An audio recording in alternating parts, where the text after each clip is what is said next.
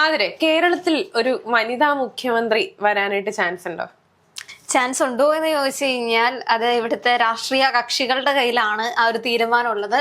ഈ ഒരു സ്വപ്നം വീണ്ടും ജനങ്ങളിലേക്ക് ചർച്ച ചെയ്യപ്പെടുന്ന ഒരു സാഹചര്യമാണ്. ശരിക്കും ഈ നമ്മുടെ രാഹുൽ ഗാന്ധി ഇവിടെ വന്നിട്ട് കേരളത്തിലൊരു വനിതാ മുഖ്യമന്ത്രി വേണം, ആവശ്യമുണ്ട് എന്ന് പറയുന്ന സമയത്ത് ഇതേ ചോദ്യം നമ്മൾ മറ്റു ചിലരോട് ചോദിച്ചിട്ടുണ്ടായിരുന്നു.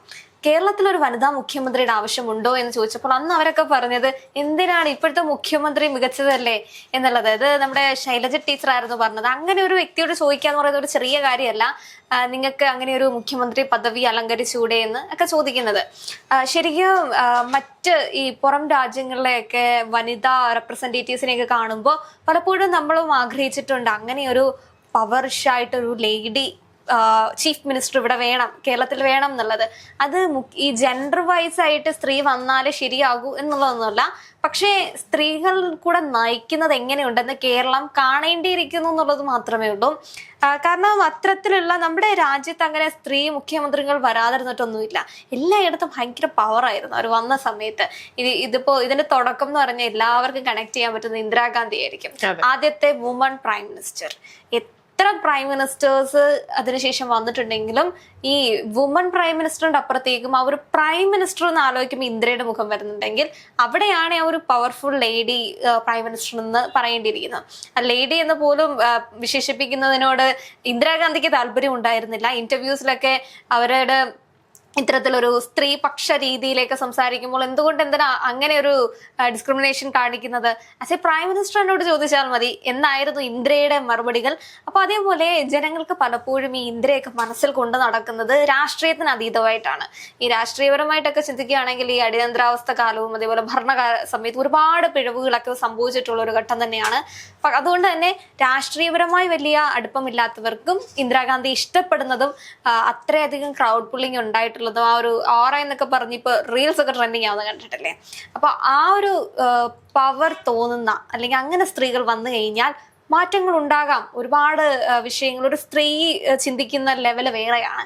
ഒരു പുരുഷനെക്കാട്ടിലും അവരുടെ രീതികളും അവരുടെ ദീർഘവീക്ഷണങ്ങളും അത് പറയാതിരിക്കാൻ പറ്റില്ല. അതിപ്പോ ഏത് മേഖലയിലാണെങ്കിലും ഒരു സ്ത്രീയുടെ ദീർഘവീക്ഷണം പലപ്പോഴും മറ്റുള്ളവർക്ക് ഉണ്ടാവണമെന്നില്ല. ഒരു ഡിസിപ്ലിൻ ഉണ്ടാവും. തീർച്ചയായും ഒരു ഡിസിപ്ലിൻ ഉണ്ടാവും.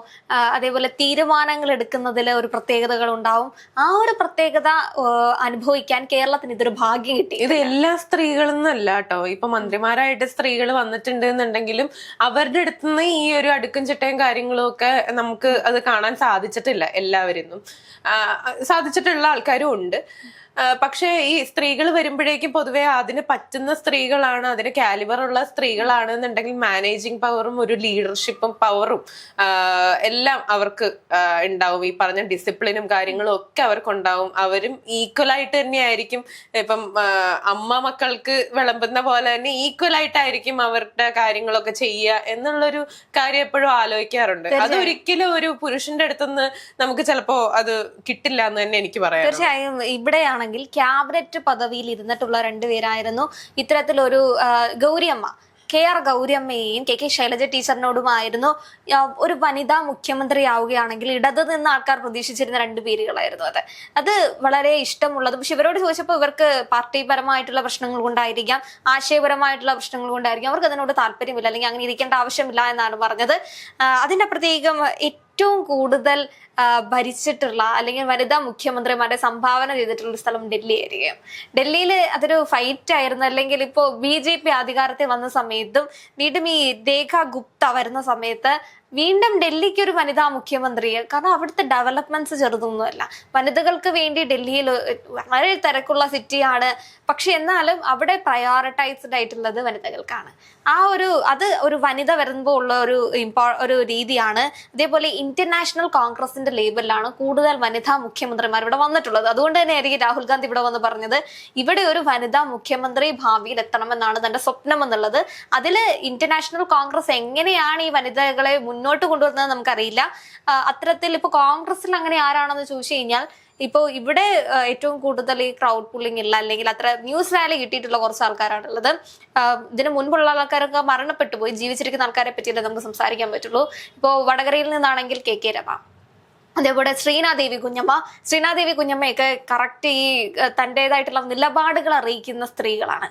ശ്രീനാദേവി കുഞ്ഞമ്മയുണ്ട്. പിന്നീട് ഇപ്പോ ഐഷ പൂറ്റി, അത് ഇടതിൽ നിന്ന് വലതിലേക്ക് വന്നതാണെങ്കിലും നിലപാടിൽ സ്വീകരിക്കുന്ന, നിലപാട് ഉറച്ച് പറയാൻ സാധിക്കുന്ന വനിതകളാണല്ലോ ഇത്ര നേതൃത്വത്തിലേക്ക് വരണമെന്ന് ആളുകൾ ആഗ്രഹിക്കുന്നത്. പക്ഷെ അവർക്ക് അത്രയും ആ ഒരു കാലിബർ ഉണ്ടോ എന്നാണ് പരിശോധിക്കേണ്ടത്. ഇപ്പോൾ ഇതിന്റെ ഒരു വിഷയം എന്താണെന്ന് അറിയാം ചിത്രേ. 1966 ശേഷം ആ ഒരു അധികാരത്തിലിരുന്ന ഇന്ദിരാഗാന്ധി 66 തൊട്ട് 77 വരെ ഇരുന്നു, 80 തൊട്ട് 84 കാലഘട്ടം വരെ ഇരുന്നു.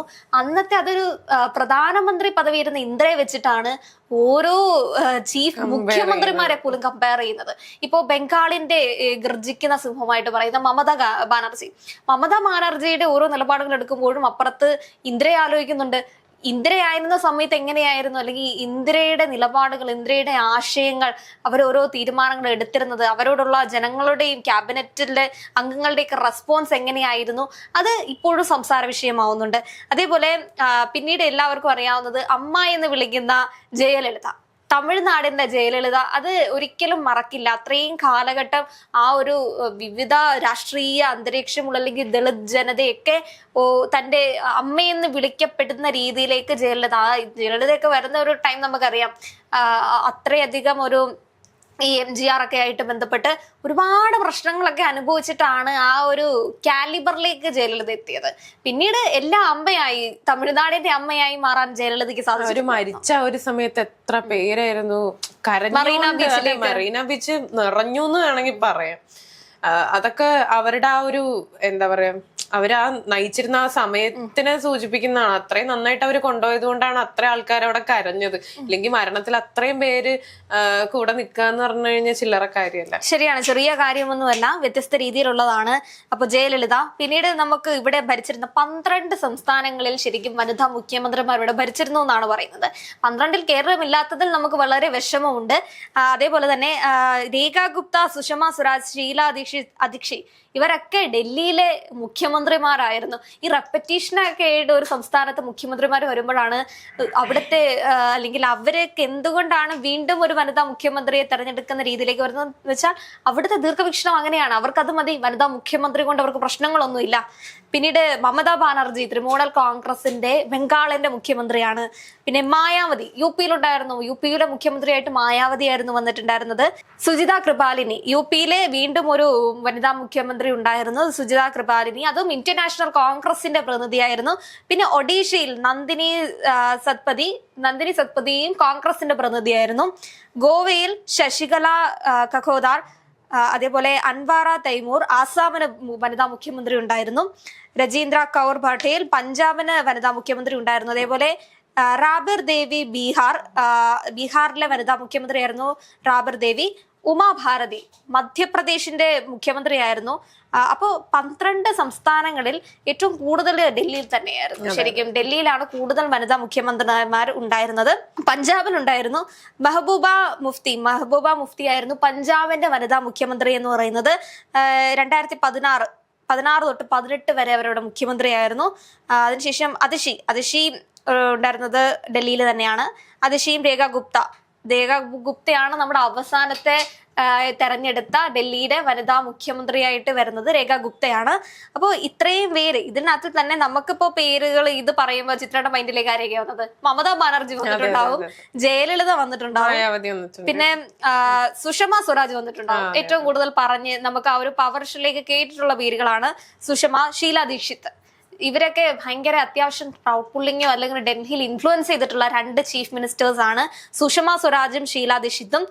പക്ഷേ ഇവരുടെയൊക്കെ ഇത്രയധികം നമുക്ക് വനിതാ മുഖ്യമന്ത്രിമാരും വനിതകൾ നേതൃത്വത്തിലേക്ക് വന്നു കഴിഞ്ഞാലും നമ്മൾ പറയുന്നത് ഇന്ത്യയാണ് ഇന്ദിരയാണ് ഇന്ത്യ എന്ന് പറയുന്ന പോലെ ഇന്ദിരാഗാന്ധിയെ വീണ്ടും ഇവിടെ സ്മരിക്കപ്പെടുമ്പോൾ ചിലപ്പോൾ കേരളത്തിൽ ഒരു ഇന്ദിരാ വസന്തം, ഇന്ദിരാ ഗ്യാരണ്ടി എന്ന് ഇവിടെ പറഞ്ഞില്ലേ? അപ്പൊ ഇന്ദിരാ ഗ്യാരണ്ടി എന്ന് പറയുമ്പോൾ ഒരു ഇന്ദിരയുടെ നയം ഇന്ദിര നയിച്ച പോലെ ഒരു വനിതാ മുഖ്യമന്ത്രി വരുന്ന നമുക്ക് പറയാൻ പറ്റില്ല. കാരണം അത് ഇന്ദിരാഗാന്ധി ആയിരുന്നു. അവർ ആ സ്ഥാനത്തേക്ക് വരുന്ന സമയത്ത് അറിയാം ഇന്ത്യ എങ്ങനെയായിരുന്നു നമുക്കറിയാം. ഇപ്പൊ ഈ കാണുന്ന ഇന്ത്യ ആയിരുന്നില്ല അന്ന്. അപ്പോൾ ഇപ്പൊ ചിലരൊക്കെ ഈ ഇന്ദിരയെ കുറ്റം പറയുന്നതൊക്കെ കേട്ടിട്ടില്ലേ? അയ്യോ അവരെന്തുമായിരുന്നു, അല്ലെങ്കിൽ ആ സമയത്ത് അവരുടെ നയങ്ങളൊന്നും തെറ്റായിരുന്നു, മാധ്യമങ്ങളെ പിടിച്ചു കെട്ടിയിരുന്നു, 144 പ്രഖ്യാപിച്ച് ഇന്ത്യയെ പിടിച്ചിട്ടേക്കുമായിരുന്നു, ഒരു സ്വാതന്ത്ര്യവും ഉണ്ടായിരുന്നില്ല. പക്ഷെ ഈ പറയുന്ന ആൾക്കാരൊക്കെ അന്ന് പോയി ഈ രാജ്യത്തിന്റെ അവസ്ഥ അറിയാമോ? അന്ന് എത്ര രീതിയിലുള്ള വിഭാഗീയതകൾ ഉണ്ടായിരുന്നു, അല്ലെങ്കിൽ വർഗീയ പ്രശ്നങ്ങൾ ഉണ്ടായിരുന്നു, കലാപങ്ങൾ ഉണ്ടായിരുന്നു, ഇങ്ങനെ ഒരുപാട് കാര്യം. കലാപങ്ങൾക്ക് കൊട്ടി പുറപ്പെടുവിക്കാൻ ഇന്ദിര കാരണമായെന്നൊക്കെ പറയുന്ന ആൾക്കാരുണ്ട്. ചരിത്രത്തിലേക്ക് നമ്മൾ പോകുന്നില്ല, പക്ഷേ ചരിത്രത്തിൽ എന്ത് കാര്യങ്ങളാണെങ്കിലും അവർക്ക് ഒരു കാലിബർ ഉണ്ടായിരുന്നു. ഇപ്പോഴും അവരെ പറ്റി നമ്മൾ ചിന്തിക്കുന്നുണ്ട്. അവരുടെ അഭിമുഖങ്ങൾ മില്യൺസ് ഓഫ് ആൾക്കാർ വീണ്ടും വീണ്ടും കാണുന്നുണ്ട്. അന്നത്തെ ആ ഒരു ചരിത്ര വനിതയെ വീണ്ടും ആഗ്രഹിക്കുന്നുണ്ട് ജനങ്ങൾ. അപ്പോൾ ബാക്കി ഇത്രയധികം നമുക്ക് വനിതമാർ ഉണ്ടായിട്ടുണ്ടെങ്കിൽ പോലും നമ്മൾ ആഗ്രഹിക്കുന്നത് ഇന്ദിരയെ പോലെ ഒരു കാലിബർ ഉള്ള, അവരുടെ രാഷ്ട്രീയ അല്ല നമ്മൾ പറയുന്നത്, പക്ഷെ മറ്റൊരു ഇന്ദിര ഇന്ത്യക്ക് വേണം എന്ന് നമ്മൾ ആഗ്രഹിക്കുന്നു. മറ്റ് നമ്മുടെ പുറം രാജ്യങ്ങളൊക്കെ എടുത്ത് നോക്കുമ്പോൾ ഈ നയിക്കുന്നതിൽ വനിതകളെ കാണുമ്പോൾ ഇന്ദിരയെ നമ്മൾ വീണ്ടും സ്മരിക്കുന്നു. ഓരോ ഇന്ദിരയും ഓരോ സംസ്ഥാനത്ത് വേണമെന്നാണ് നമ്മൾ ആഗ്രഹിക്കുന്നത്. രാഷ്ട്രീയപരമായിട്ടല്ല, അല്ലാതെ ആ ഒരു കാലിബർ ആയിട്ടുള്ള വനിതകൾ രംഗത്തേക്ക് വരണം. ഇപ്പോൾ ശൈലജ ടീച്ചറിനെയും ഗൗരിയമ്മയും നമുക്ക് തോന്നിയതുപോലെ ഒരുപാട് ഇന്ദിരമാരും ഒരുപാട് ശൈലജ ടീച്ചറും ഗൗരിയമ്മമാരൊക്കെ നേതൃസ്ഥാനത്തിലേക്ക് വരണം. വെറുതെ ക്യാബിനറ്റ് വരെ വന്നിട്ട് പോകാതെ അവരെ ഒരു നയിക്കുന്ന തലങ്ങളിലേക്ക് ഉയർന്നു വരണമെന്നാണ് നമ്മൾക്ക് ആഗ്രഹം. അതേപോലെ രാഹുൽ ഗാന്ധിയുടെ സ്വപ്നങ്ങൾ ഇവിടുത്തെ ആൾക്കാരുടെ സ്വപ്നങ്ങൾ തന്നെയാണ്. അത് രാഹുൽ നേതൃത്വത്തിലേക്ക് വരട്ടെ എന്ന് ആഗ്രഹിച്ചിട്ടൊന്നുമല്ല, അതിന്റെ അപ്പുറത്തേക്കും ആ ഒരു സ്വപ്നത്തിന് ഒരു അടിസ്ഥാനമുണ്ട്. അതുകൊണ്ടാണ് ഇത്രയും വനിതകളെ നമ്മളൊന്ന് ഓർത്തത്. ഇത്രയും വനിതാ മുഖ്യമന്ത്രിമാർ നമുക്കത് ഉണ്ടായിരുന്നു. പകുതിയും ഇന്റർനാഷണൽ കോൺഗ്രസിന്റെ തന്നെയാണ്. അപ്പോൾ ഇനിയും ഇത്തരം മുഖ്യമന്ത്രിമാരും വനിതാ പ്രധാനമന്ത്രിയൊക്കെ ആയി വരട്ടെ.